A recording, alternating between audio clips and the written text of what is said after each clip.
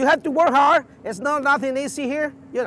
Like I say, I started on a shovel, then driving a truck, then a milling machine operator, now foreman, and then superintendent. So, I mean, it took me a few years, but at the same time, I enjoy it. Like I say, it's been great. It's a good thing when you start learning and get the skills that you need for this kind of jobs.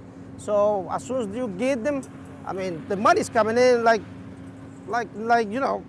as soon as you perform the best thing, you get it. I already got a house. I got 5 kids that has been going to school. This money been helping me to get these guys through college. My wife, car, myself. Some of the companies, they provide you with a ride. So every time you need to go to work, you have an extra ride. So it's good for me because all the money that I can save is just for my house and for my family.